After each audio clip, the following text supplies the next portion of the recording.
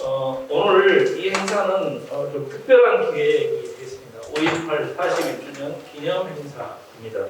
따라서 저희가 좀 각별한 마음으로 5.18을 맞아서 한국의 민주주의 역사를 돌아보는 그런 시간이어서 많은 분들께서 관심을 보여주셨고 이렇게 꽉 채워주셔서 정말 감사하고, 오늘 유튜브 나온 다음에 오늘 유튜브 찍어가지고 유튜브 녹화로 전국에 또 방송할 예정입니다.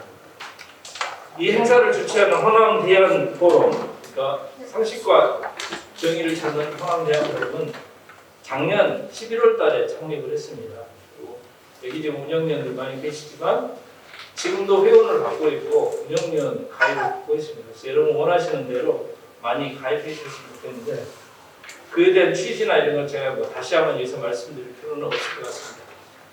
어쨌든 오늘 이 강연에 참여해 주신 많은 분들 먼저 소개를 좀 드리는 게 좋을 것 같은데요. 호남 대안 포럼은 우리가 주최자니까 특별히 우리가 소개할 필요는 없을 것 같고, 오늘 이 자리를 빛내주시기 위해서 오신 분들이 많이 있습니다. 우선은 오늘의 연사는 우리 주대한 선생님입니다. 주대한 선생님 잠깐 일어나서 돌아와서 한번 인사해 주시죠. 주대한 선생님입니다. 길게 설명할 필요가 없는 분이라고 생각합니다. 뉴레프트라고 하는, 한국의 뉴레프트라고 하는 말까지도 만들어내셨는데, 이념을 떠나서 이념 이상으로 대한민국을 살리고자 노력하고 계시는 분이라고 저는 믿고 있습니다. 주대한 선생님 강연을 주최하는 과정 속에서 많은 분들이 연락을 해오시고 또 참여해 주시겠다고 해서 현재 여기까지 오신 분들이 많이 있습니다. 무엇보다도 먼저 대구의 뉴 대구 운동의 포럼에 대표단이 오셨습니다. 그 중에서 먼저 김형기 교수님 공동대표님 잠깐 인사. 네, 오셨습니다. 그 다음에 조정 변호사님 공동대표님 오셨습니다. 조홍철 사무총장님 오셨습니다. 서근수 사무국장님 오셨습니다. 이 네 분께서는 오늘 3시경에 5.18 국립묘지에 도착하셔서 거기서 대구 시민들의 대표로서 어떤 의미에서는 특별한 참배를 해주셨습니다. 그리고 이쪽으로 오셔서 건물을 둘러보시고 오늘 이 포럼 끝난 후에도, 이 행사 끝난 후에도 건강한 여러 시민운동들의 네트워킹을 위한 대화를 해주시겠다고 이렇게 오셨습니다. 그 다음에 서울에서 또 오신 중요한 분이 있습니다. 우리 김윤 국민의당 광주 서울시당 위원장님 오셨습니다. 정당 활동하고 계시지만 정당보다는 오히려 시민운동을 오랫동안 해오시고, 특히 서울 지역에서 많은 지식인들에게 동양 철학 그리고 한국을 살리기 위한 여러 가지 길들을 공부하고 가르치고 하는 역할을 해오셨기 때문에 오늘 이렇게 와주셔서 이 포럼 행사를 빛내주셔서 정말 감사합니다. 그리고 이제 우리 지역에서도 많은 분들이 오셨는데 모든 분들을 제가 소개해드릴 수는 없고, 그 중에서 특별히 제가 그래도 멀리 광산구에서 오신 광산시민연대 대표 임한태 선생님 소개합니다.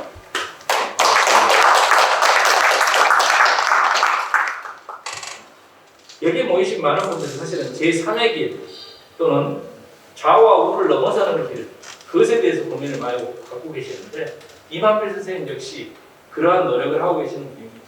예. 자, 그러면 시간 관계상 제가 할 이야기를 좀 줄여야 될 것 같고, 오늘 여기 오신 분들을 환영하는 의미에서 우리 호남 대안 포럼의 상임 대표를 맡고 계시는 최명희 대표님께서 나오셔서 인사 말씀 드리겠습니다. 박수 부탁드립니다.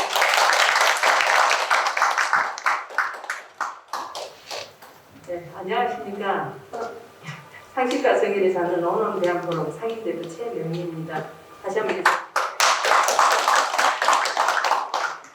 인사말을 준비 못했어요. 실은 5.18 그 대구에서 오신 손님들 모시고 또 아침부터 좀 제 나름대로 행사가 많이 있어서 정신이 하나도 없었거든요. 그런데 조성과 김영아 교수님께서 중요한 말씀을 다 하신 것 같습니다.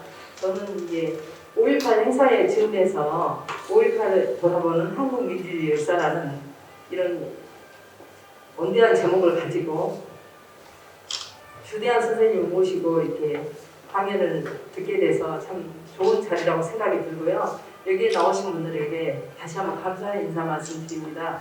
이 강의가 끝나고 좋은 시간을 가질 수 있도록 한번 마련해 보겠습니다. 이상입니다.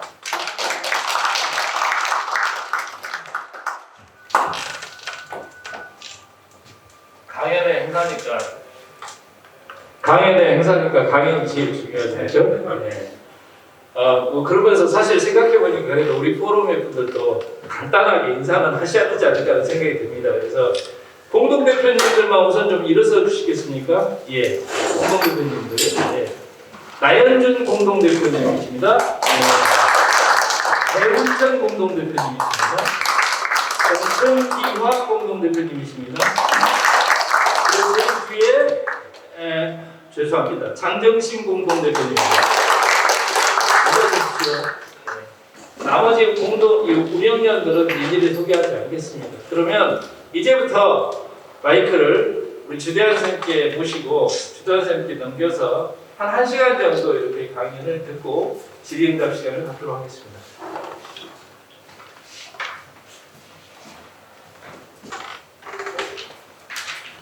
다시 인사드리겠습니다. 영광입니다. 저는 2013년 4월에 중앙일보와 인터뷰를 한번 했습니다. 그때 민족문제연구소가 만든 100년 전쟁이라고 여러분 기억하실지 모르겠는데 그 동영상을 비판했다가 젊은 시절에 제 민주화운동 동지들 친구들로부터 제2의 김지아라는 말을 들었습니다. 저로서야 뭐 그렇게 불러주면 영광이고, 하지만 그 사람들에게는 그 말이 변절자 또는 곱게 읽지를 못한다, 외로움을 참지 못한다, 심지어 아픈 사람이다, 이런 뜻을 가졌던 것 같습니다. 지금도 많은 사람들이 깊이 하는 저를 5.18을 기념하는 이 뜻깊은 행사에 불러주신 한양대학 포럼 여러분에게 진심으로 감사드립니다. 제가 오늘 이 자리에서 하는 얘기는 틀린 말도 될 겁니다. 제 공부가 부족하고 견문이 좁아서 잘못된 얘기도 할 겁니다. 고쳐주시기 바라고요. 다만 제가 드릴 말씀은 제가 보고 느낀, 지금까지 제가 성인이 된 후로 50년여 세월, 50년 가까운 세월 보고 느낀 그대로 정직하게 말씀을 드리겠습니다. 참고로 저는 죽음의 부판을 걷어치우라고 외친 1991년 5월에 김지아를 미쳤다고 생각하지 않습니다. 그분이야말로 그의 봄에 미치지 않았던 사람이고 누군가는 해야 할 말을 그가 했다고 생각합니다. 당시에도 그렇게 생각했고 지금도 그렇게 생각합니다. 일주일에 한 명꼴로 멀쩡한 젊은이들이 분신을 하고 높은 건물에서 떨어져 아까운 생명을 버리는데 그 이유가 분명하지 않았습니다. 아무도 이해하지 못하는 젊은이들의 죽음. 저는 당시 학생운동의 행태를 집단 정신병이라고 생각했습니다. 그런데 많은 선배들이 그들을 열사라고 부르면서 사실상 강조하고 부추기고 있었습니다. 저는 아직까지 김지아를 제명했던 민족문학 작가 A가 어떤 반성을 했다는 말을 들어본 적이 없습니다. 또 잠시 다른 얘기지만 저는 개인적으로 변절이라든지 변절자라든지 이런 전근대적인 언어를 즐겨 사용하는 사람들을 근대인으로 취급하지 않습니다. 민주공화국의 시민으로 생각하지 않습니다. 나와 의견이 다른 사람을 인정하지 않고 나와 다른 의견을 존중하지 않는 사람은 민주주의 나라의 시민이 될 수가 없다고 생각합니다. 본론으로 들어가서 말씀을 드리겠습니다. 저는 하나의 문제를 제기하고 싶습니다.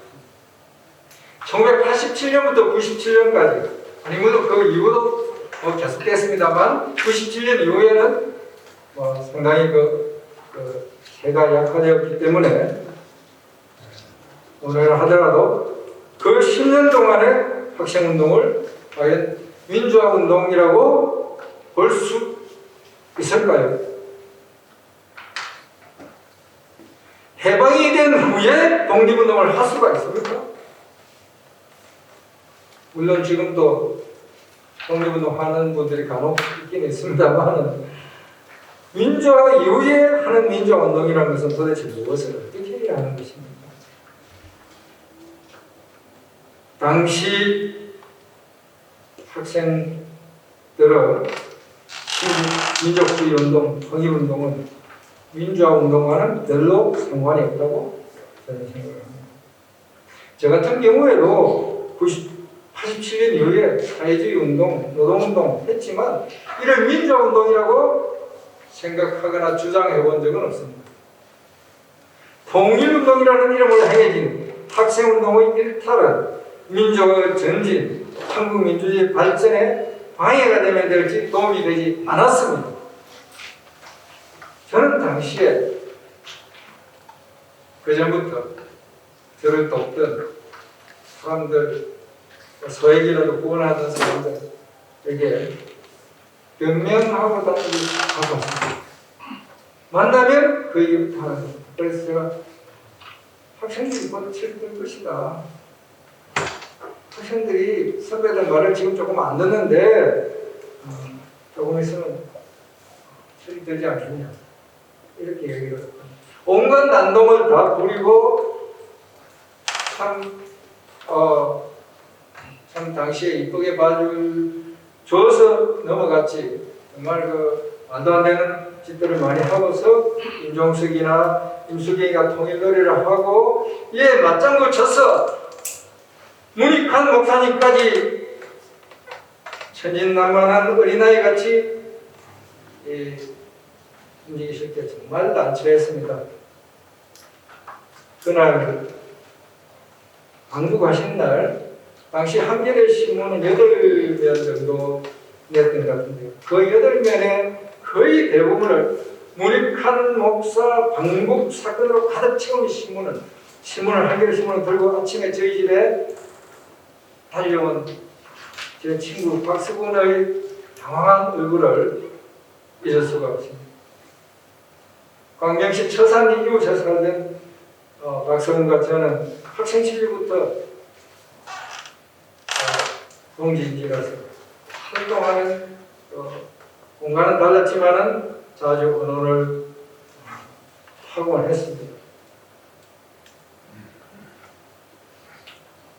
이 주사파 또는 칠국 민족주의가 학생운동에 커지기 시작한 것은 87년 민주화 이전이었지만은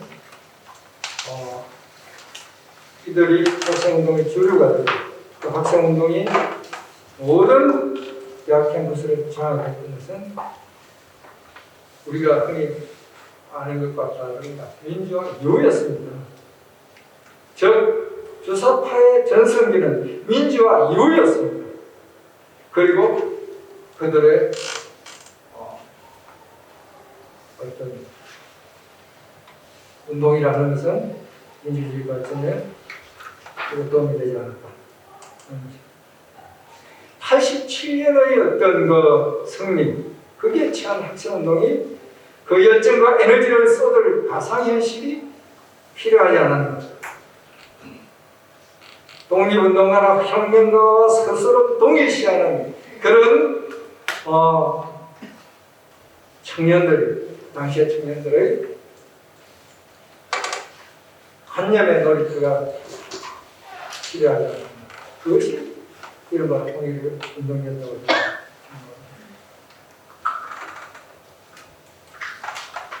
그래서 저는 당시에 92년 3년 전인데요.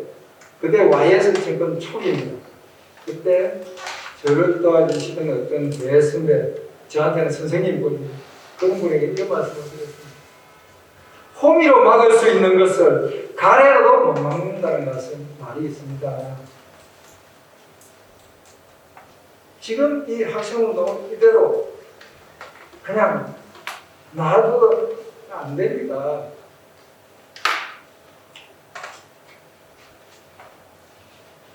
하지만 당시 어른들은, 특히 집권 초기에 YS계 사람들은 지지율이 90% 되니까 아무 관심 없었어요. 거기다가 DJ계 어른들도 오직 다음에 우리가 잡아야지 그 생각했어요. 오히려 그분들은 그 학생들을 이뻐하더라고요. 그리고 어떻게 하면 써먹을까? 그리고 조금 문제, 그거 뭐 젊은 때는 다 그런 때야. 어떤 지도자는 쉽게 그냥 자기를 수십 년 따라다닌 지도당 위원장 내쳐버리고 뭉쳐버리고.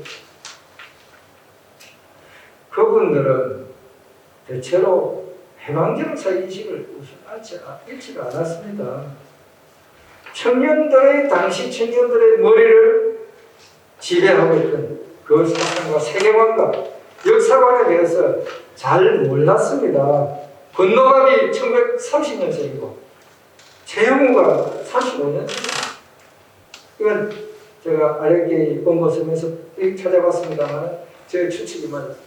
이 사람들은 해방 당시 10대 소년들이었습니다. 그러니까 한국 역사에 대해서 그렇게 깊은 고민이 없었습니다. 그냥 의리에 살아야 돼요. 아마 97년이나 8년 전에 전남대학 총학생회장을 하지 않았나 싶은데요. 곽대중이라고 있습니다. 혹시 아시는지 모르겠어요. 그 사람이 요즘 봉달호라는 필명으로 글을 씁니다. 그 사람이 신동아에다가 그 많던 조사파는 다 어디로 갔을까? 이런 제목으로 글을 썼습니다. 저는 참 그 사람 참 좋아하는데요. 정직한 사람이에요. 좋아합니다. 어디 갔나? 우리는 그 답을 알고 있습니다. 어디 가지 않았습니다. 97년이라 하면 동유럽이 무너진 것은 89년입니다. 그로부터 몇 년입니까? 97년에 왔어야 그 몇몇 친구들이 전향이라는 걸 했습니다. 그런데 이상하게 참으로 저의 기대나 상상과는 달리 갑자기 그때는 뭐 중앙정부라고 했는지 안기부라고 했는지 모르겠는데 지금 국정은 그쪽하고 손잡고 또 아주 울트라 라이트 쪽하고 손잡고 북한 민주화운동이라는 걸 하려고 해요.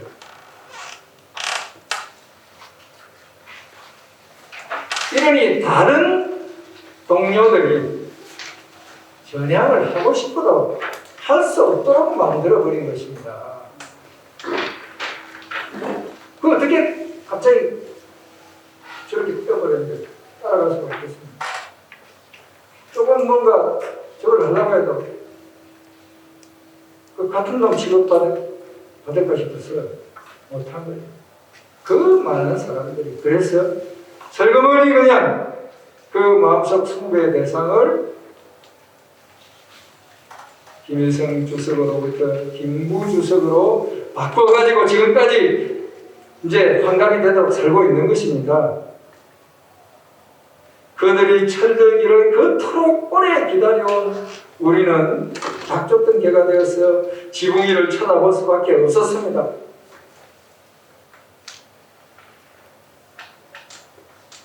저는 당시에 참 실망을 했습니다. 이 무식한 꼭 금방진 놈들. 내가 솔직히 그렇게 했어요. 요즘은 그 친구들하고 친하게 지내고 있습니다. 사실은 그 중에 한 친구하고는 뭐 지난달에도 전주에 같이 놀러 오고 막 이렇게 같이 놀러 다니고 할 정도로 친합니다. 하지만 한국 농촌의 지지와 소작이 어딨노? 한번 가봐라. 아무리 얘기해도 식민지, 방봉건, 논인이 뭐 이상한 이런 것들을 굳게 믿는 그들의 모습. 선배들이 아무리 서툴지만 아무리 아직은 시작하는 정도지만 그래도 한국 사회에 대해서 연구해서 논문을 내는데 그건 전혀 읽지 않고 오직 북한 방송만 듣던 그들의 모습을 저는 잊을 수가 없습니다. 그래서 저는 이 15년 동안 한국 민주주의가 위기에 처했던 15년 동안 민주 헌정이 중단됐던 15년 동안 이 기간에 민주운동을 한 적이 없는 사람.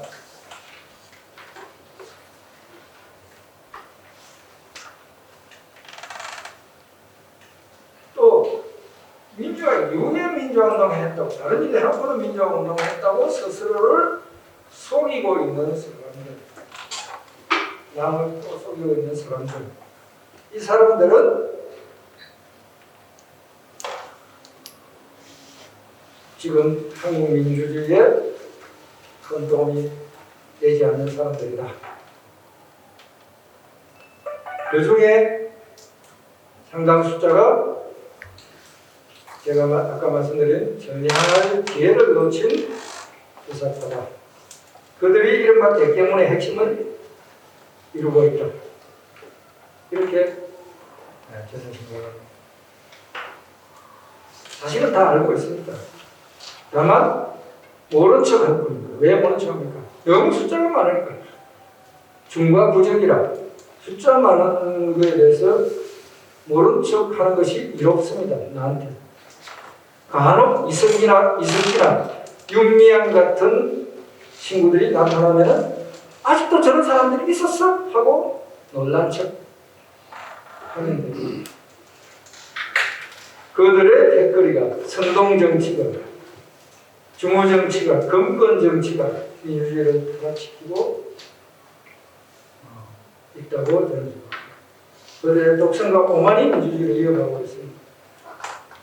그리고 진짜 웃기는 것은 정말 웃겼어. 웃을 수도 없는 정말 심각한 일은 그 사람들이 민주 시민 교육의 강사가 되어가지고 국가 예산을 축내고 있는 것입니다. 민주주의 나라에 태어나가지고 민주주의를 그냥 태어나서부터 민주주의 나라에 태어나서 민주주의를 잘 알고 이미 그게 체화되어 있는 그런 선진국 아이들을, 사람들을 자기가 잘 그게 체화 안 되어 있는 후진국 사람들이 가르치는 이상한 일이 벌어지고 있는 것입니다.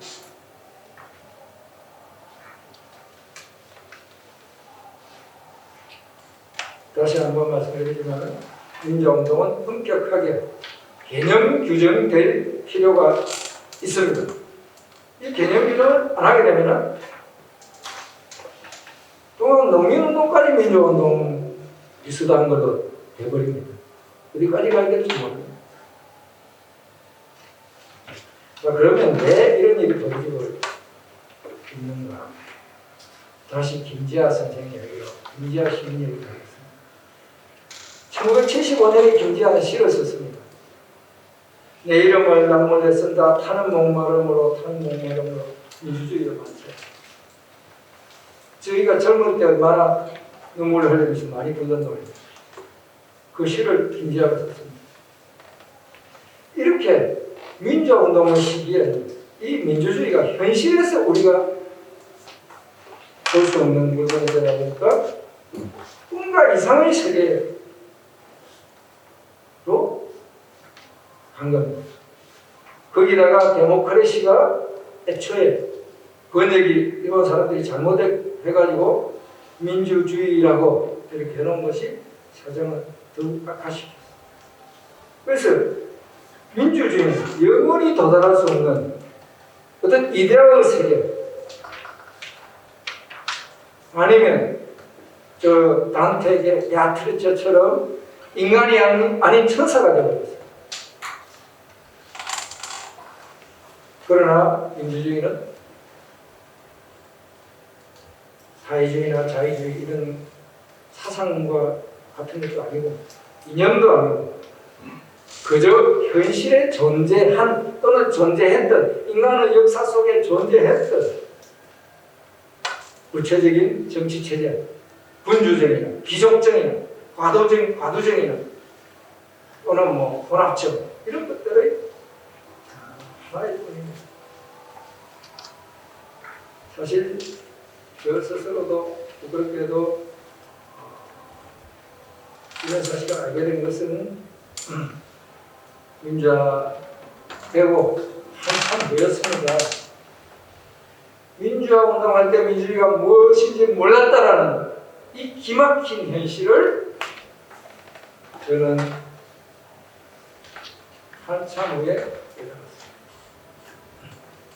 그리고서 좀 개인적인 얘기일 수 있습니다만은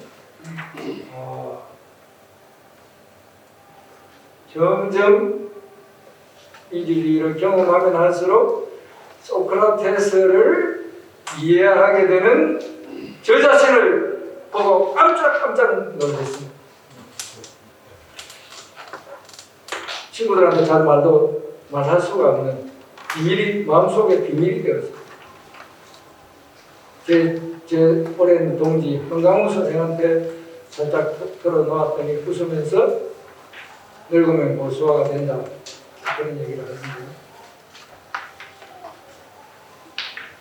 그 소크라테스와 플라토 스승과 제자가 대력이었어요. 그야말로 목숨을 걸고 민주주의를 지독하게 비판을 하다가 철인정치론이라는 정치 철학을 내놓았죠. 저는 1987년에 백기환 대통령 선거운동 88년에는 운동해서 90년에는 민중당 창당 이런 일에 참여를 했습니다. 88년에 인천 부평에서 송경평이라는 노동운동가를 출마를 시켰습니다.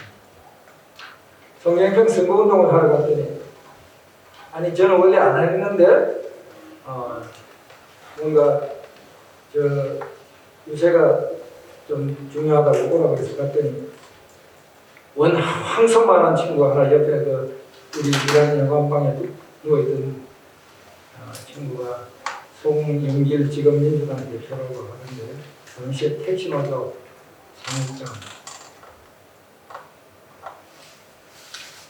그리고 또 재밌는 일은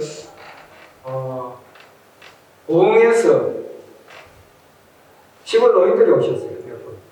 근데 다들 뭐 젊은 나이니까 저보고 제가 그래도 한 35살 그때 됐는데 저보고 접대를 맞이하라는 거예요. 그랬더니 그 시골 노인들이 아마 그 성시농부였어요.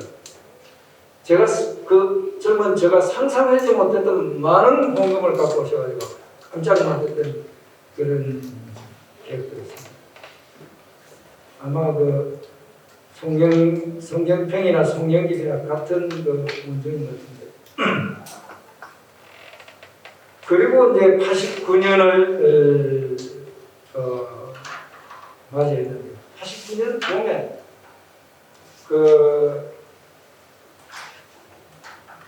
늦봄이죠. 지금쯤 천안문 사태가 있습니다. 인민의 군대가 인민을 탱크로 밀어붙이는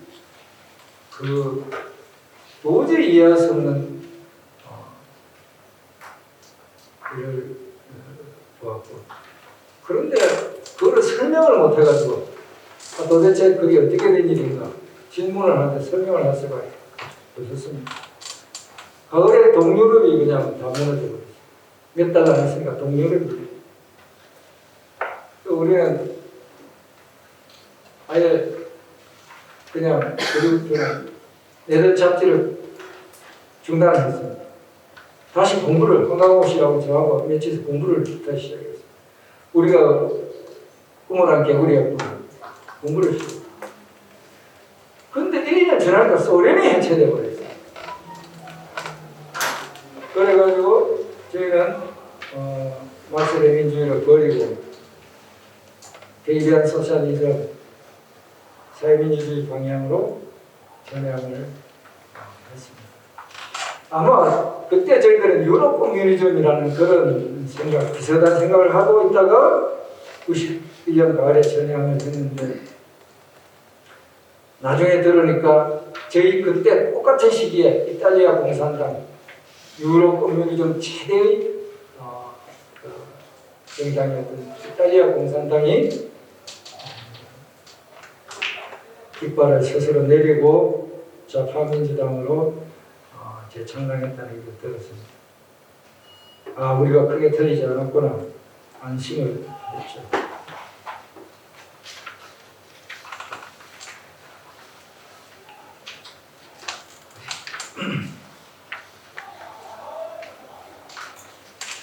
그래서 이런저런 경험을 하면서, 물론 나중에 또 뭐 민주노동당도 하고 경험을 하면서, 아, 바로 선동정치, 중후정치, 금권정치 이런 것이 민주정치하고 별개로 존재하는 그런 것이 아니구나. 그것은 민주정치의 다른 얼굴이구나. 이런 것을 알게 되었습니다. 그리고 현대 유럽 선진국의 정치는, 우리가 부러워하는 그 정치는 철인 정치적 요소를 민주주의에 가미를 한 것이구나, 결합을 한 것이구나, 이런 것을 깨닫게 되었습니다. 정당은 인텔리겐차 또는 철학자의 집단이고, 그람시의 표현에 따르면 현대의 군주라고 하는 그런 말의 뜻도 알게 되었습니다. 그래서 우리나라 정치가 유럽 선진국들의 정치와 비교해서 바로 뭔가 문제가 있다면 민주주의에 있다기보다는 정당이 발달하지 못한 데 있구나. 그래서 요즘 주동식 위원장께서 당원이 있는 정당, 평당원 운동 이런 것을 하고 계시는데 굉장히 근본적인 방향이라고 생각을 합니다.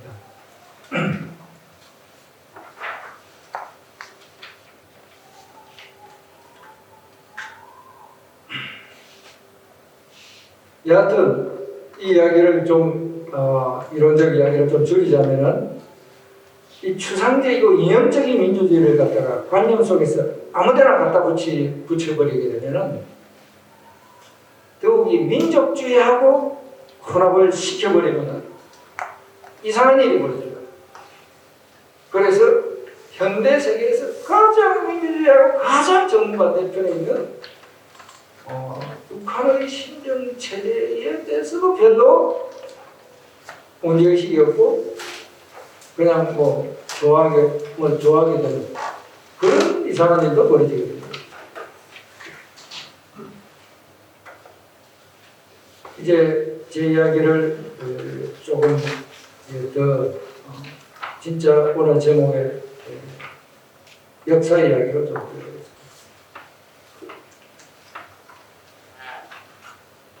제가 말씀드렸듯이 민주화운동을 했다고 해서 민주주의를 잘 아는 것도 아니고 민주주의에 익숙한 것도 아니다. 또 민주주의에 도움이 되는 역할을 항상 하는 것도 아니다. 그리고 민주주의는 하늘에 있는 이데아가 아니고 땅에 있는 구체적 실체다. 1948년 8월 15일 이 땅에 만들어진 리퍼블릭 오브 코리아가 바로 우리의 민주주의다. 그것이 살아 움직이는 역사적 실체로서 한국 민주주의다. 민주주의다. 라고 저는 우리 조상들이 오랫동안 만들려고 설계도를 그려왔고 또 당시에 유엔이 직접 개입했습니다. 선거법까지 유엔에서 만들었어요. 또 선거 감시도 그렇게 도와줘서 만든 성공한 민주공화국 리퍼블릭 오브 코리아를 제외하고서 그 부정하면서 한국 민주주의를 이야기하는 것은 틀렸다. 그래서 해방전후사 인식은 역사학이 아니고 관념적 지식인의 망상이고 그 바탕에 있는 정서로서 민족주의를 저는 항상 지성을 마비시키는 독약이라고 생각합니다. 리퍼블릭 오브 코리아를 직역을 하면 고려공화국이 됩니다. 지금도 영어로는 리퍼블릭 오브 코리아라고 쓰죠. 그러면서 고려공화국이라고는 부르지 않는데 인천 선생은 고려공화국이라고 부르면 너무나 당연하다 이렇게 생각을 해가지고 그게 헌법기초위원회에서 통과 안 될 이유가 없으니까 빨리 전화해가지고 고성전문 자기 직원들한테 고려대학교라고 이름을 빨리 선정을 해라. 고려대학교. 그래서 이름을 학교 이름을 그렇게 바꾼 거예요. 그걸 아주 자기는 좋아했는데 헌법기초위원회 토론에서 엉뚱한 결과가 나왔어요. 죽상 선생도 전국회 첫 토론자로 헌법 초안에 대한 첫 토론자로 토론을 신청했다가 기초위원이라는 이유로 감론을 박아다 결국 서면으로 제출한 토론에서 대한민국이라는 국호에 대해서 신랄하게 비판하는 이승만 박사께서 아마 야 너희들 저 꼬맹이 시절에 나는 대한민국 대통령이었어 임시 대통령이었어라고 나한테 때도 생각하지 마 이런 정치적 의도를 가지고서 또 다른 면으로 보면 우리나라 역사에 그래도 또 뿌리가 있는 그런 국호를 채택을 했지만 촌스럽기는 그런데 이 우리나라 요 국호 이야기는 조금 뒷길로 이야기가 나갔습니다만 우리나라 민주주의의 역사를 말할 땐 저는 항상 제일 먼저 김홍집을 얘기를 해야 된다 하고 저는 굉장히 엉뚱한 얘기겠죠. 왜 김홍집이냐? 우리 조선들이 1860년에 북경이 영국 불란서 군대에 의해서 무너지는 것을 보고서 중화질서가 무너지는 것을 보고서 고민을 하기 시작했어요. 15세기 체제로는 또 이상한 답을 내놓고 누구는 이상한 답을 내놓고 이렇게 했는데 결국 그 수십 년 동안 그 고민의 기결점은 뭐냐? 번속국 군주정으로 남을 것인가? 독립국 민주정으로 갈 것인가? 였습니다. 그렇기 때문에 김홍집이 들고 왔던 그래서 그 조선 책략으로부터 비롯됐던 논쟁 영남 만인서와 조선 책략의 대표로 문서로 하는 무명 개화파와 이전 척사파의 논쟁으로부터 이야기가 시작돼야 된다. 저는 그렇게 생각합니다. 그리고 우리가 잘 알다시피 10년 동안 잃어버린 세월을 보내고 나서야 나중에 가보경장을 온갖 중상모략을 무릅쓰고 김홍집 관철시켰습니다.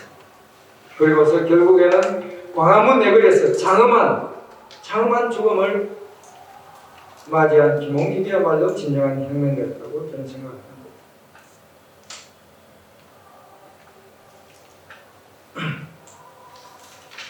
그분이야말로 실질적으로 인민을 위해서 헌신을 했던 분입니다. 실질적으로 헌신을 했던.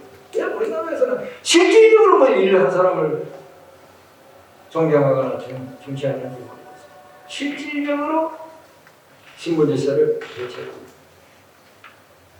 이렇게 김홍길이 목숨을 바쳐서 조선의 신분질서를 해체한 후에 비로소 새로운 시대가 시작되고 이 가까운 보성에서 태어나신 서재필, 또 충청도 촌놈 이상계, 이런 사람들이 벤젤러와 언더우드와 에디슨과 게일과 이런 미국 캐나다의 그 신학대학 갓 졸업한 성격도 별로 안 좋았을 것 같은 그런 젊은 선교사들하고 손을 잡고 또 그들의 도움과 지도로 독립협회를 만들고 독립문을 세우고 독립신문을 만들고 만민공동회를 거기서 백정은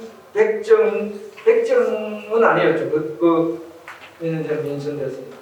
백정 출신인 박성춘이라는 분이 연설을 하고 19살밖에 안 되는 소년 안창호가 평양 폐제정 수천 군중 앞에서 연설을 해가지고 새로운 지도자로 하는 일이었습니다. 그리고 무엇보다도 이 만민공동회에서 독립운동의 기본 노선이 정립이 되었습니다. 그것은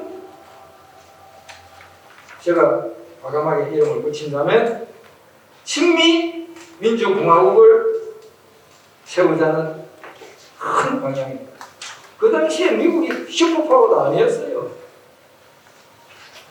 영국이 역시 아직까지도 제국이었고 프랑스도 있고 뭐 러시아, 강대한 러시아도 있었지만은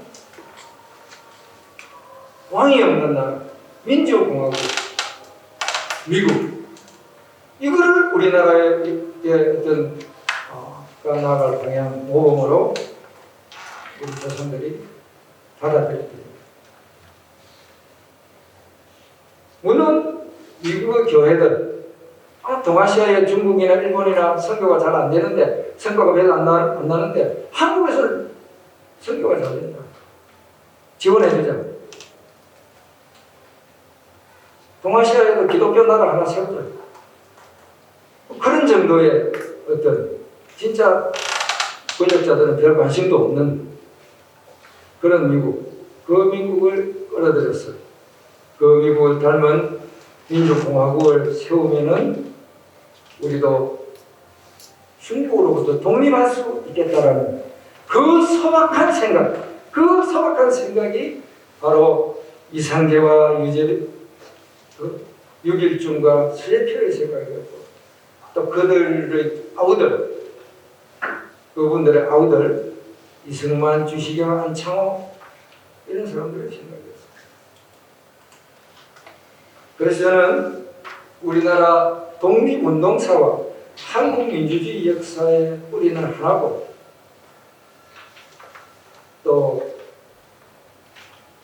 이 역사를 공부하는 사람들은 반드시 양화진 외국인 선교사 묘지에 가봐야 한다고 생각합니다. 양화진 외국인 선교사 묘지에 가보신 분 손 들어보십시오.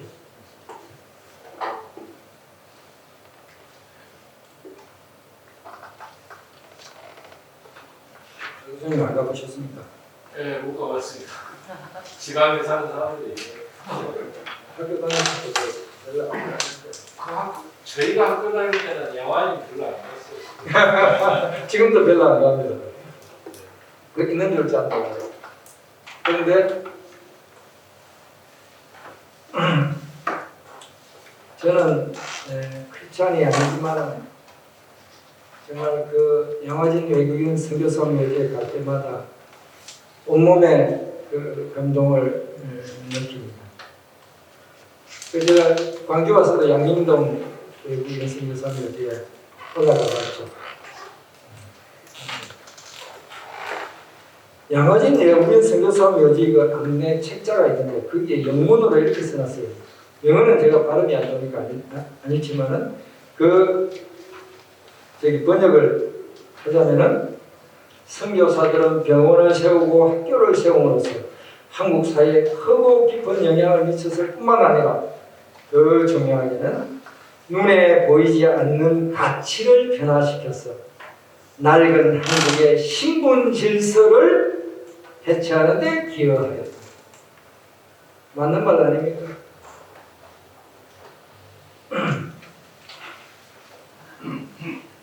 그 다음에 우리가 이제 공부를 하는 것은 역시 3.1운동과 그때 탄생한 대한민국 임시정부입니다. 이 임시정부는 민주공화국으로 한 걸음 이제 더 구상 단계에서 이제 한 걸음 더 나갔죠. 설계도까지 그린 거죠. 최근에 저는 임시정부를 다시 공부하면서 큰 감동을 받았습니다. 이동희, 이승만, 안창호 이 세 지도자가 다 평민의 아들이라는 사실에 큰 감동을 받았습니다. 이승만이 뭐 유일하게 몰락 양반의 아들이다 이렇게 알려져 있지만은 명문 거족하고는 별 거리가 아주 멀은 사람입니다. 이동희는 특히 함경도 북청의 아전의 아들이었어요. 물론 이분이 군인으로서 대한민국 군인으로서 좀 출세를 조금 했다고 하지만 생각을 해보십시오. 그때 그 19년 당시에 국가 원수로 우리나라를 대표하는 말하자면 지금으로 치면 대통령 자리에 이동희와 이승만이 이제 대통령과 국무총리 자리에 이렇게 뒤바꿔서 이제 여러 군데서 임시정부 안이 나왔으니까요. 어느 곳에서는 이동희가 대통령, 이승만을 국무총리. 어느 곳에서는 이승만을 대통령, 이동희를 국무총리. 이렇게 추대를 했죠. 그리고 안창호는 실질적으로 상하이에서 그 온갖 곳에 있는 그 세력들을 모아서 실질적으로 이제 임시정부를 이끄는 분 아니겠어요? 이 안창호는 진짜로 평양 그 외곽의 어디 뭐 시골에 그냥 진짜 상놈의 아들이었습니다. 이런 사람들이 이 세 분이 떳떳하게 지도자가 이끌고 있는 민주공화국 임시정부, 대한민국 임시정부. 저는 엄청난 변화가 있었더라고. 그야말로 혁명이구나. 그런 생각이었습니다. 한때 우리나라 독립운동의 기본 노선, 제가 지금 말씀드린 기본 노선이 흔들렸습니다. 거기에는 3.1운동의 아이들이라는 새로운 세대가 쏟아져 들어왔기 때문에 그런 일이 벌어졌습니다. 우리나라 독립운동의 친속 공산주의 노선을 꺾어들었고, 그런데 종로 YMCA, 광주 여기 YMCA입니다만 서울 종로 YMCA 회관에 앉아서 이제 이승만의 아들 25살 차이니까요. 아들뻘인데 그것도 한 세대 밑에, 그러니까 거의 손자뻘. 박근영이 1900년생이거든요. 그러니까 이상재 선생하고는 50살 차이 납니다. 그 손자뻘을 달래고 가르치면서 너무 극단으로 가지 말게 하면서 달래고 하시던 이상재 선생이 27년에 신간의 자원학자라는 게 그게 그냥 세대학자이에요. 추대된 지 한 달 만에 돌아가시고 이동희 선생도 35년, 안창호 선생도 38년 이렇게 돌아가시지만은 이승만 박사가 그 중에서는 살아남아가지고 해방무에 우리가 잘 알다시피 저는 네 분을 뽑습니다. 이승만 빼고 네 분을 뽑는데요. 인천 김성수, 해공 신익희, 죽산 조봉암, 고장 종한식 이렇게 네 사람하고 손을 잡고서 우리나라 독립운동의 기본 노선을 지켜서 민주공화국을 세웠다. 난민공동회에서 정립됐던 기본 노선을 실현에 현실에 옮겼다. 이렇게 보겠습니다. 47년 11월 14일 날 유엔 총회에서 한국의 민주정부를 세우자 하는 결의를 했습니다. 그리고 유엔 한국 임시위원단을 파견했죠. 이때 이 한국 임시위원단이 와가지고 선거법을 보니까 한국의 여러 정파들이 만들어놓은 선거법들이 제각각인데 그 중에는 특히 쟁점이 되는 게 뭐겠습니까? 글자 모르는 사람이 그때 많았거든요. 그래서 한국의 유엔 임시위원회는 짝대기로 표시해요. 짝대기는 하나, 짝대기가 이렇게 해서 운명자도 투표하십니다. 그리고 여성들에게 투표권을 줬는데 이건 세계 다른 나라 비교해서 결코 늦지 않습니다. 결코 늦지 않습니다. 아마 뭐 프랑스나 이런 나라하고 몇 년 차이가 안 나요. 당시 세계에서 가장 진보적인 선거법으로 총선을 치러가지고 대한민국 정부를 세웠는데 이때 활약한 분들이 다들 유럽에서 한 분은 우크라이나 사람인가 그런데 공산주의로부터 한 분은 또 뭐 파시즘 나치로부터 박해를 미국으로 망명했던 사람들, 유럽 사람들 이분들 다 사회민주주의자들이에요. 하는 걸 제가 최근에 어디서 읽고서 참 감회가 새로웠습니다. 그래서 저는 다시 한번 저의 갓을 2차 대전을 치러내고 그 전쟁 후에 이제는 전쟁이 없는 새로운 세계 질서를 만들자. 식민지 다 해방시키고 새로운 세계를 만들자 하는 그것을 주도하는 것을 그 전쟁을 주도하고 전쟁을 성전으로 이끌고 또 세계를 만들자. 그래서 또 유엔도 만들자. 이렇게 한 그것은 영미의 진보다. 진보 세력이라는 제 가설을 다시 확인했습니다. 그래서 저는 항상 이렇게 생각합니다. 대한민국이라는 나라에는 2차 세계대전 직후라는 그 시대적인 분위기, 그 분위기, 그 지문, 그것이 강하게 남아있다.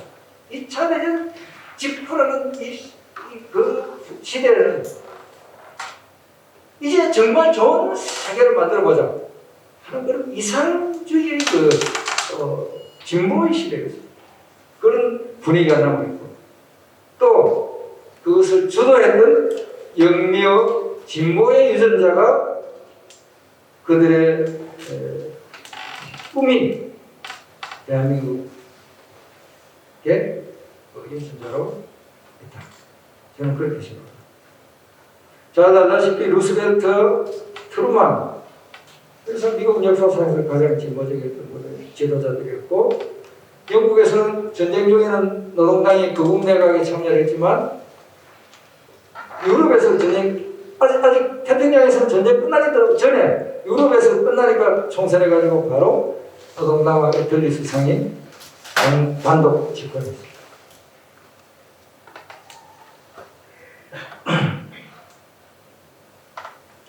그리고 전쟁이 났을 때, 한국에서 전쟁이 났을 때 3일 만에 군대를 보냈습니다. 아무도 그렇게 예상하지 않았습니다.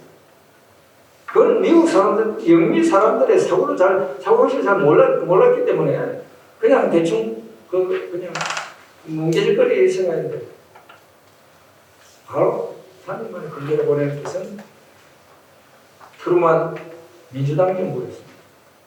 그리고 당시에 미국이 아무리 강대하다 하지만은 아직 영국이 영연방의 종주국으로서 국제정치에 영향력을 가지고 있는데 영국의 협조 없이 유엔 안전보장이사회에서 그런 결의가 나지 않았습니다. 그리고 16개 나라를 군대 보냈는데 대부분 영연방 나라. 이렇게 해서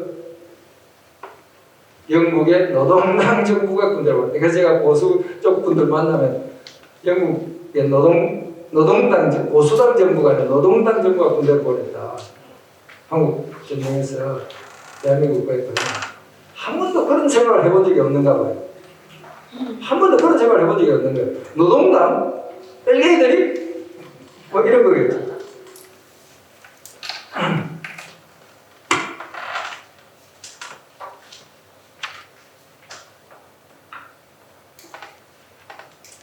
저는 이렇게 한국 민주주의를 보다 넓은 세계사회 시야에서 또 긍정적인 관점에서 바라보면은 여러 가지 흥미로운 사실들도 우리 눈에 들어오기 시작한다. 저는 이렇게 생각합니다. 그리고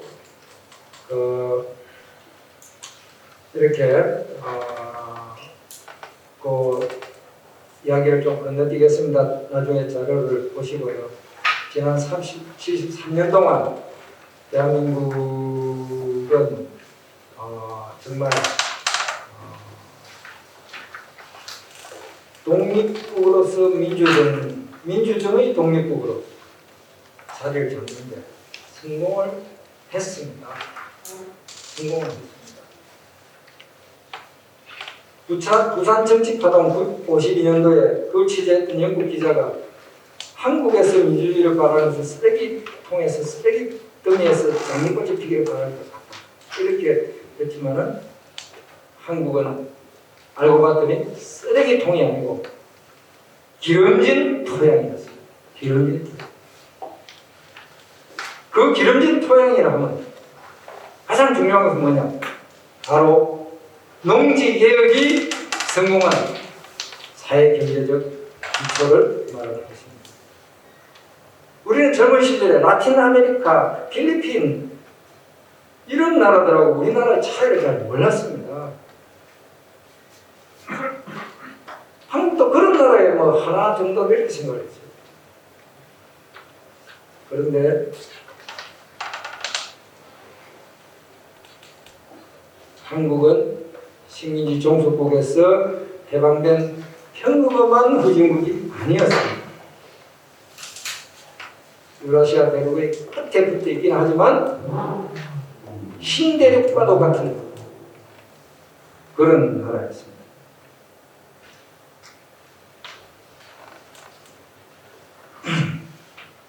이제 제 말씀을 서서히 정리를 해가도록 하겠습니다.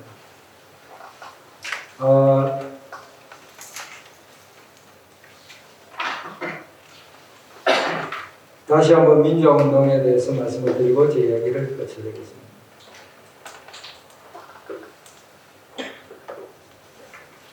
우리나라 민주주의 역사에서 독특한 시기,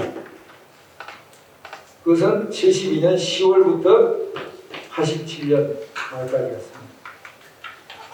이 15년, 16년 동안 위신체제 또는 군부독재 이렇게 해서 민주헌정이 중단되었습니다. 그리고 이것을 항의하고 또 민주주의를 회복하려는 운동이 일어났고 그것이 우리가 아는 민주화운동. 이 15년의 민주화운동 가운데 가장 장엄한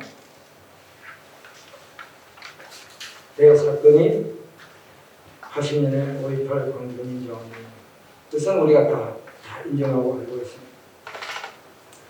5.18이 한국 민주주의가 훨씬 더 유아기 때, 어렸을 때 겪었던 4.19와 함께 참 어떤 피해 희생으로서 민주주의를 지키고 그래서 앞으로도 한국 민주주의가 어떤 후퇴하지 않는 그런 어떤 수호신이 되었습니다. 저는 하필 그 73년에 제가 대학을 입학을 했는데요. 그러니까 하필 이 72년부터 87년에 제가 여러 나이로부터 34살 정도 참 이상하게 그렇게 돼가지고 끝나지 않게 민주화운동에 그냥 특히 제가 대학 처음 들어갔을 때 저를 민주화운동으로 이렇게 꼭 하자고 이렇게 했던 사람들은 주로 여기 광주 출신의 그 당시에 지방명 광주 일곱 광주고등학교에 나온 선배들이 주로 그렇게 했습니다만. 근데 그런 가운데 감옥살이도 몇 번 하고 이랬지만 역시 저 개인적으로는 부마항쟁을 직접 눈으로 봤던 것이 가장 선명한 기억으로 남아있습니다. 1979년 10월 16일 또 17일 부산에서 그리고 10월 18일 19일은 마산에서 시민이 봉기를 했습니다. 저는 그 당시에 출소를 한 지 얼마 되지 않아서 본가에 있었는데 운동복 입고 있는데 동네 사람들이 와가지고 시내에 난리가 났다.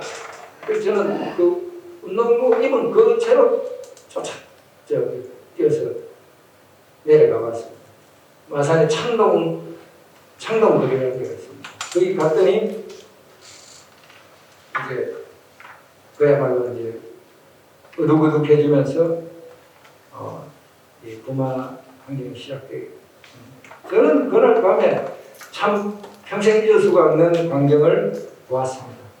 파출소 유리창이 박살이 나고 또 좀 있으니까 그냥 파출소 불에 확 불타고 어디서 구했는지 이 몽둥이를 들고서 유리창을 박살내는 청년들이 있었는데 이 사람들 보니까 저보다 더 어린 10대 뭐 10대 후반 20대 초반입니다. 그런 소년들이었습니다. 저는 구경꾼에 불과했어요. 저는 놀래가지고 그냥 구경하는데 그거였어요. 그러다가 잡혀 들어갔는데 부산에서 1000명, 마산에서 500명이 잡혀 들어갔습니다. 이제 뭐 분류를 하다 보니까 뭐 전부 그냥 이게 아주 평범한 시민들이 결국 이제 저를 포함해서 50명 골라내가지고 군법위에 넘겼습니다. 부산에서도 한 50명 군법위에 넘겼는데 그 중에 어떤 소년, 어떤 청년이 방화범이 있었습니다. 방화범으로 지목된 사람이. 이 사람이 이제 방화범이니까 좀 이제 늦게 나왔어요. 저하고 마지막에 풀려 나왔습니다. 군법위에 다 절차 거치고 나왔는데. 나오는 날 부산 주례교도소에서 버스를 타고 새벽에 나오는데 그 버스 안에서 저한테 형님 저 사실 파출소에 불 질렀습니다. 이렇게 얘기를 합니다. 그럼 뭐 어떻게 그 오토바이 기름을 빼가지고 확 던져 불 지르니까 확 잘 탑니다. 그래서 제가 물어봤어요. 야, 너 그 기분이 어떻냐? 기분이 너무 좋다. 그 부마 환경에서 만난 저의 그 친구들은 뭐 직업도 뭐 인쇄소, 견석공, 자동차 정비공장에 일하는 친구, 뭐 중국집 배달하는 친구, 중국집 배달하는 친구는 제일 어려웠는데요. 하여튼 그 생각했습니다. 하여튼 재미나는 얘기가 많았습니다. 그런데 그 친구는 이제 재판 과정에서 시종 꼬리박을 훈련하자마자 저한테 그 얘기를 하셨거든요. 형님이 사실 부질렀어요. 그런데 구경꾼이었던 저는 지금 부마환경의 주역이라면서 해마다 10월달 되면 신문사에서 전화 옵니다. 그리고 관련 정서 1호 보내줘요. 사실 왜곡이 되어버렸다는 거죠. 사실의 왜곡은 사실은 10월 18일 날 19일 날부터 시작됐습니다. 바로 저하고 몇 사람을 부산 합동수사본부로 끌고 가더니 일주일 동안 난민전이라는 당시에 지하 조직 기획을 해가지고 또 그 지령을 받아서 부마소대가 일어났다. 이런 가설을 가지고 수사를, 강도 높은 수사를 했습니다. 갑자기 10월 26일에 그 수사가 중단됐죠. 그런데 그런 왜곡은 그쪽에서만 이루어진 겁니다. 지금도 당시에 학생들이었던 지식인들 기념사태를 주도하고 구성하고, 그래서 그 부마환경의 이야기를 자신들의 생각과 자신들의 행동을 중심으로 재구성을 하고 기록을 하고 있습니다. 그게 의식적으로 그렇게 하는 것, 그것만은 아닐 겁니다. 그래서 제가 간혹 그 사람들 만나면, 그런 어떤 자리에 가면은 부마환경 실제주의 시민들에 대해서 얘기를 제가 하지만은 그럴수록 저는 불편한 사람으로서 그런 이제 잘 안 불려갑니다. 20년 전에 제가 마산을, 그때 마산에 살았는데요. 그때 제가 한 1년 부마환경 기념사업회 회장을 한 적이 있습니다. 그때 윤왕봉 선생을 제가 마산으로 모셔가지고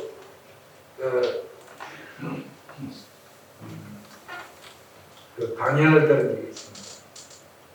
윤왕봉 선생이 이제 밀항할 때 마산항에서 화물선을 탔거든요. 그런 얘기, 그 재미난 얘기 많이 들었는데, 그 중에는 5.18 단체들에 대해서 못마땅해 하는 그런 말씀도 좀 있었습니다. 그분 남긴 글에다가 이런 게 있죠. 운동의 탈을 쓰고 오를 팔고 조국과 민족을 파는 일부 유신자들이 이런 얘기예요. 나는 환멸을 느껴서 5.18 기념행사장에는 귀국 후에 한 번도 나가지 않았다. 도청 앞에도 망원동에도 행사 때는 가지 않았다. 이런 이야기가 있습니다. 마산에서 저도 이와 비슷한 좀 씁쓸한 감정을 느낀 적이 많습니다. 기념사업의 주도권을 두고 정치 성향 다른 사람들끼리 싸우기도 합니다. 그런데 그런 사람들은 제가 보기에는 부마환경의 진정한 주역이 아니었습니다. 그런데 부마환경 그런 정도 사건도 있는데 그보다 100배 큰 그 어떤 역사적 의미를 가진 강주민주운동에 제가 월급하겠습니다. 저는 마지막에 이런 말씀을 드리고 싶습니다. 제 혼자가 했던 생각인데 그냥 틀어놓고 나중에 욕을 먹더라도 틀어놓으려고. 386 세대는 5.18 아이들이다. 그래서 386 세대는 5.18을 모른다. 3.1운동의 아이들이 3.1운동을 아는가? 3.1운동의 아이들은 3.1운동을 모른다. 3.1운동의 시대가 왜 파고다 공원, 탑골 공원에서 시작해서 미국 공사관, 프랑스 공사관으로 갔는가? 그 이유를 알아. 모른다. 3.1운동이 지향하는 자유와 민주주의 독립국을 버리고 전체주의 소련을 이상향으로 받아들인 것이 3.1운동의 아이들. 이들이 중년이 되어서 40대, 50대가 되어서 해방이 되고 그들의 힘이 자칫 나라를 엉뚱한 방향으로 끌고 갈 뻔하지 않았나. 묻고 싶습니다. 5.18이 지키고자 했던 것이 민주주의인데 거기에 반일 민족주의가 왜 나옵니까?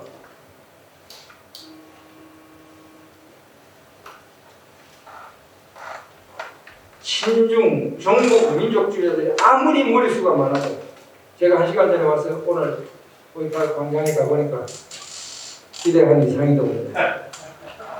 아무리 머릿수가 많아도 그들은 5.18 광주민주화운동 이후에 나타난 세력이고 그들은 5.18과 관련이 없습니다. 5.18을 원래의 주인, 시민에게 돌려줘야 됩니다. 그 주인들이 그 시민이 피로서 지키고자 했던 것, 민주주의 이외에 엉뚱한 얘기들을, 엉뚱한 양념을, 이상한 것들을 함부로 뒤섞으면 안 된다 하는 것이 제 생각입니다. 지금까지 두서없는 말씀을 드렸는데 경청해주셔서 감사하고요. 여기 그 자료집에 보면 제가 제 말씀을 마지막에 제 말씀 중에도 그냥 기억해 주십사 하는 거를 또 다시 요약을 해놨습니다. 그것도 함께 읽어봐 주시면 고맙습니다. 네.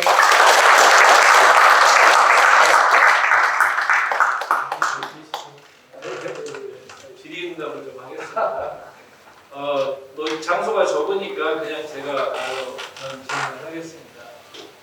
굉장히 어떻게 보면 광주에서는 듣기 어려운 이야기로 도발적인 말씀인데 실은 오늘날 지금 한국 정치, 한국 역사 속에서 굉장히 논쟁돼야 되는 그런 중요한 주제를 말씀을 많이 하셨습니다.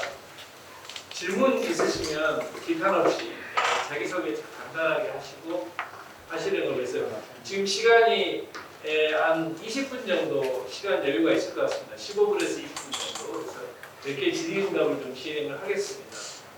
편안하게 질의 한번 해주시죠. 아마도 이번 주사파 문제 관련해서 제일 최근에 말이 많으셨던 우리 나연준 대표께서 먼저 질문 한번 해주시는 게 좋지 않을까 싶습니다. 분위기가. 나연준입니다. 질문이라기보다는 사실은 이제 인간생활하고 저는 이제 계속 자주 만나는 사이이기도 하고 그래서 항상 이제 들었던 말씀이고 저도 이제 굉장히 공감을 하고 있는 그런 이제 이야기라고 생각하고 저는 이제 5.18 이후 이제 주사파 문제에 대해서는 이제 원고에는 나와 있지만은 좀 축약을 하신 것 같아요. 실제 발표에서. 여기 이제 나오고 계신 광주 시민분들, 또 대구에서도 오신 분들도 많이 계시지만은 지금 이 5.18이라고 하는 게 이 운동단체, 시민단체들이 그 일종의 끊임없는 좀 뭐 표현이 좀 그렇습니다만 정치적 뷔페 비슷하게 돼 있어요. 자기들이 이렇게 해먹는 것들이 너무 많고 그 안에서 이런 문제를 꼭 이렇게 좀 제기를 해야 된다는 생각이 들고요. 그러니까 뭐 질문이라기보다 이제 의견으로 생각을 하고 있고 그런 문제를 뭐 여기 이제 계신 분들은 뭐 좀 잘 아시겠지만 대부분 광주 시민들은 5.18 관련 행사가 좀 시민단체들이 자발적으로 하는 줄 알아요. 그게 아닙니다. 뭔가 나라돈을 받아가지고 하는 거예요. 그래서 이 사람들이 국가의 세금을 약탈해가지고 자기의 이렇게 정치적인 일종의 보급 투쟁을 하는 그런 식의 행동들을 쭉 해오고 있죠. 그래서 이 주사파가 뜯어먹기에 가장 좋은 먹잇감이 광주입니다. 광주에 계시는 이제 우리 여러분들이 이제 저희 호남 대학포럼 같은 단체들이 항상 감시도 하고 이렇게 제대로 돌아갈 수 있도록 그런 좀 올바른 목소리를 냈으면 좋겠습니다. 감사합니다. 질문은 아니고 이제 코멘트를 하셨습니다. 질문 있으신 분 있으면 오늘 여러 가지 이만필 선생님 오늘 말씀 잘 들었습니다. 개인적으로는 이 광산에서 한 6년 정도 출마도 하고 정치활동을 더불어민주당에서 했었는데 여러 많은 문제들을 이제 내려와서 봅니다. 서울에서 광주를 볼 때와 광주 안에서 광주를 볼 때하고 많은 차이를 느꼈고요. 개인적으로는 제가 2003년도에 황장혁 그 선생님의 그 하나하나에 한 1년 정도 그 교육을 받은 적이 있습니다. 김영환 선생님. 북한 문제 공부할 때요. 그때 이제 제가 아이러니라고 생각한 게 황장엽 선생님의 강의를 듣고 계신 분이 굉장히 보수적인 분들, 또 단체 활동도 많이 하신 분들인데 그분들께 황장엽 선생님이 칼 마르크스 교육을 시키고 계셨어요. 네, 굉장히 이론적으로 탁월하신 분이고, 그런데 제가 이 세상에 아이러니라는데 주대한 선생님의 강의를 들으면서 갑자기 그때 느낌이 들었습니다. 다른 게 아니고 굉장히 진보적이라고 얘기하신 분들이 실은 진보적인 이론이나 내용에 대해서 제대로 모르고 있고, 또 합리적인 보수로 가지고 계신 분들이 또 저기 그 보수가 갖고 있는 가치에 대해서 잘 모르는 경우가 많이 있습니다. 저는 이번 이런 강연들이 실제로 제자리 찾기를 많이 했으면 좋겠다는 생각을 하고요.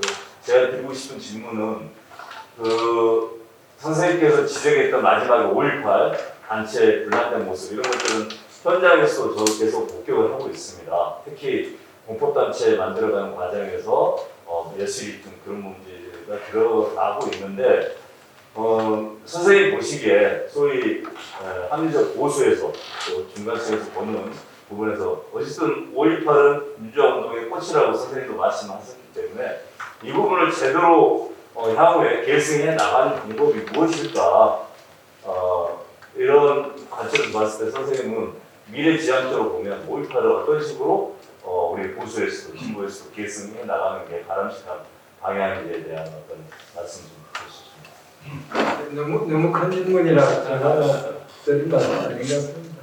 네. 제 능력을 벗어나는 질문이시고, 그런데 요즘 뭐 보수 쪽 정치인들이 여기 와서 참배하는 그런 유행처럼 하고 있는데 참 저는 좀 잘 이해가 잘 안 가더라고요. 그 전에 참배 안 했나요? 그분들이 새삼스럽게 왜 그렇게 그걸 하고 또 언론에서 보도를 하는지 저는 잘 모르겠습니다. 당연한 거를 새삼스럽게 하는 것 같고, 저는 이제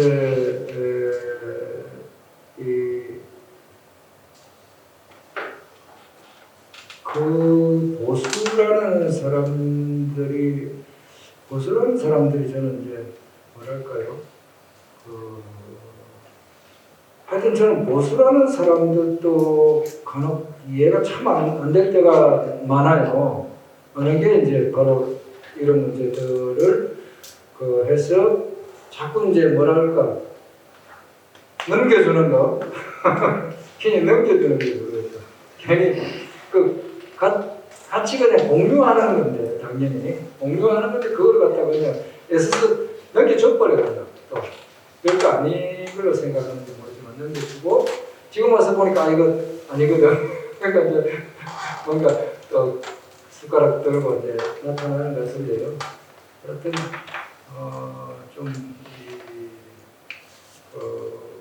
뭐랄까 잘못 그런 것을 어떤 역사의 정통이랄까요? 그런 것을 함부로 그렇게 무시하고 그렇게 하고 지금 보수가 그래서 크게 당하고 있는 거 아닙니까? 크게 당하고 있는 거잖아요. 지금까지 잘못해가지고 저는 그렇게 생각합니다. 예, 감사합니다. 또 질의응답으로 모든 게 해결될 것 같지는 않고 또 이제 다른 이야기 하실 분들이거나 또는 뭐 질문 있거나 분들 이렇게 하시죠. 예, 제일 뒤에 우리 학생 자기소개하고. 안녕하십니까. 저는 강주에서 대학교 다니고 있는 학생입니다. 선생님, 저 같은 경우는 얼마 전까지 소위 말한 주사파 쪽 학생들과 같이 활동을 했고요. 주사파에서 전향한 지 얼마 안 됐습니다. 제가 전향을 한 이유는 일단 중국 문제에 대한 좌익 세력들의 관점 때문에 전향을 했습니다. 저 같은 경우는 중국이나 사회의 정치, 문화 그런 거에 되게 관심이 많은데 재작년에 예를 들자면 홍콩 민주화 시위를 보는 NL 주요 인사들의 관점이라든가 아니면 1989년 천안문 사태를 바라보는 산업행 세력들의 관점을 보고 과연 이들이 중국의 민주주의와 홍콩의 민주주의를 그런 관점으로 바라보면서 5.18을 바라볼 수 있는 정당성이 과연 있는가라는 의구심이 많이 있었거든요. 근데 저 같은 경우 이제 한국 시민사회가 뭐 5.18뿐만 아니라 이제 중국의 민주주의와 한국에 들어오는 이 중국의 경계에 대해, 중국의 침입 그림자에 대해서 경계를 해야 된다고 생각을 합니다.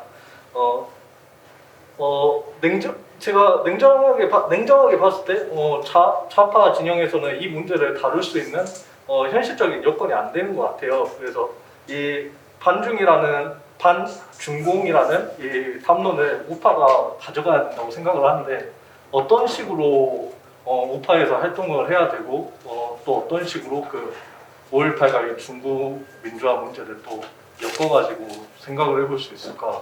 네, 그 부분 질문하고 싶습니다. 예, 우파라는 이 단어를 쓰시니까 이제 또 제가 하신데 뭐 제가 존경하는 우리 주동식 위원장도 우파라는 단어를 최근 쓰셔서 제가 같은 친구지만 이제 제 나름대로 이렇게 번역을 해서 또 그 말씀도 듣고 이렇게 합니다. 그런데 뭐 좋습니다. 그런데 그런 말에 우리가 분노할 것은 아니고 다만 제가 여기서 말씀을 계속 드리고 싶은 것은 민주공화국 대한민국은 숙명적으로 중국 바로 옆에 있다. 한번 지도를 펴놓고 보십시오. 티벳하고 한국하고 북경하고 국경에서 거리를 한번 보십시오. 한 10배 가까이 차이가 납니다. 티벳이나 신장 이구를 즉 중국의 심장부에 가장 가까이 있는 그 나라예요. 그래서 평택 미군기지 같은 경우는 중국 입장에서 거꾸로 생각하면 그목 밑에 칼을 딱 이렇게 그 겨누고 있는 거랑 마찬가지예요. 그러니까 굉장히 중국 입장에서 신경이 쓰이고 그래서 예전에도 조선은 그냥 적당히 사대하기만 하면은 그냥 형식적으로 사대하면 그냥 놔준 거예요. 관계를 서로가 너무 가깝다 보니까 그런 독특한 외교 관계를 해줘왔는데 앞으로도 그래야 할 거죠. 그건 그래서 또 그럴수록 정치 제도가 되니까 그래서 저는 그래서 자꾸 제가 이 독립협회 얘기를 하는 겁니다. 123년 전에 1897년에 독립문을 세웠는데 그러니까 124년 됐거든요. 근데 작년에 제가 123년 기념으로 독립문 에서 큰 집회를 하나 기획을 했습니다.